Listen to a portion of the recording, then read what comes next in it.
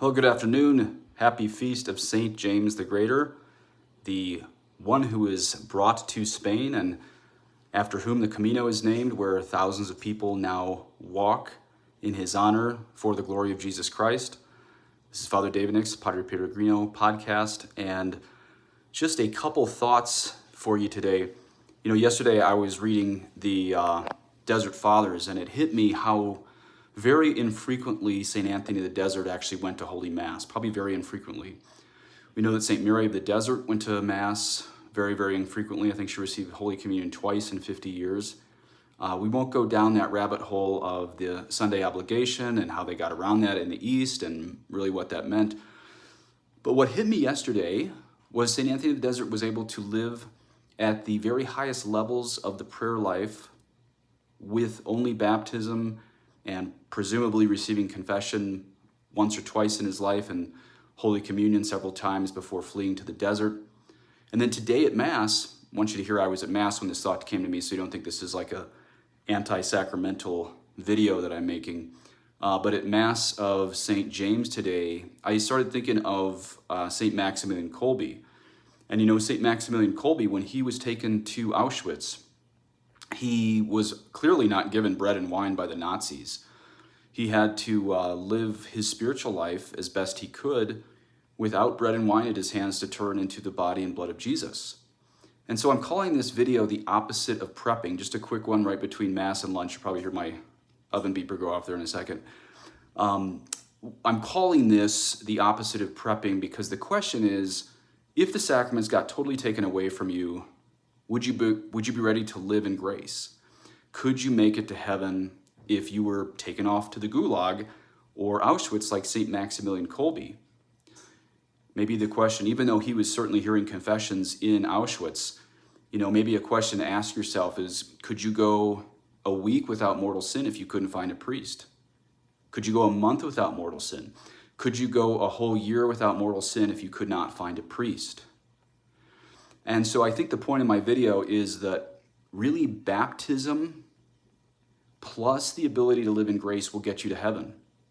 Now, of course, if you have confession and Holy Mass and can receive Holy Communion, that's going to be extra power to get to heaven. But it hit me at Mass, God has made you fully able to get to heaven with baptism, and that's it. If you got taken off to the gulags or Auschwitz or whatever after baptism, if you have the spiritual strength to not commit mortal sin, you can make it to heaven with just that. I think it's great that we Catholics very much rely on the sacraments. But maybe 2 years ago, we were all talking about the gulags and what could happen, but we have to ask ourselves that question because, for St. Maximilian Kolbe, probably 10 years before he was taken to Auschwitz, none of his friars would have ever imagined that he would be taken away by some regime. Probably even 5 years before he was arrested, probably most of the friars couldn't imagine that would be the case. And so what happened with St. Maximilian Kolbe? He wasn't offering Mass in Auschwitz. Well, in some sense, he became the Mass. He became a sacrifice of love. Now, of course, it's not infinite because the Holy Mass is God the Son offering himself to God the Father. That's an infinite sacrifice. So I don't mean to compare those two. But in some sense, a priest is called to not only be priest, but also victim. And so St. Maximilian Kolbe was the victim of charity. He was a victim of Auschwitz. And in some sense, even though his sacrifice is not infinite like the Holy Mass, he became the Mass himself. In some sense, St. Anthony of the Desert, even though he wasn't a priest, became the Mass himself. And so I'm not encouraging anyone to divert from the sacraments at all. Go to Holy Communion and Holy Confession as much as you possibly can.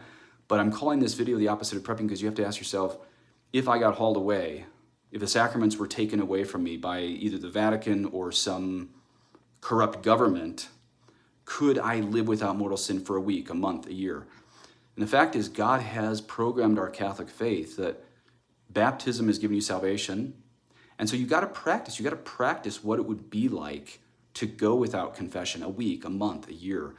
Could you live it if you were in, say, solitary confinement for 5 years for holding to the faith or not going in the direction of wokeism?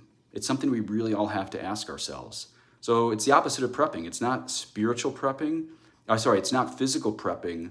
What I'm asking you to do is to say, could I live without any physical accoutrements? Could I live without even the spiritual sacraments?